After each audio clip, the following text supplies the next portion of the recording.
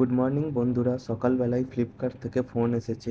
দুটো parcel order ছিল, parcel দুটো এসে গেছে। একটা গেঞ্জি অর্ডার দিয়েছিলাম, একটা প্যান্ট অর্ডার দিয়েছিলাম। আমি যেখানে কাজ করি এখান থেকে একটা পিকনিক আছে, তো দুটো ব্যাচে পিকনিক হচ্ছে। ফার্স্ট ব্যাচে আমাদের আছে। পিকনিকে পড়ে যাওয়ার জন্য একটা রেড কালার গেঞ্জি আর একটা হোয়াইট জিন্স প্যান্ট অর্ডার দিয়েছিলাম। ঠিক এই রকমের গেঞ্জি আমরা সাধারণত দোকানে, শপিং মলে বাচ্চাদের জন্য দেখে থাকি। গলার কাছে এইরকম বেল্ট দেওয়া, আর এই বেল্টের সাথে অ্যাটাচ একটা চেন দেওয়া পকেট আছে। বাচ্চাদেরগুলোও এরকম থাকে, এই চেনের পকেটের জায়গায় ওদের টেডি বিয়ার থাকে। তো এই গেঞ্জিটা পরে ছোটোবেলার ফিরে যাওয়ার কথাই মনে হলো। এর সাথে পরার জন্য যে হোয়াইট জিন্স প্যান্টটা অর্ডার দিয়েছিলাম, প্যান্টটার কাপড় কোয়ালিটি কিন্তু একদমই ভালো নয়।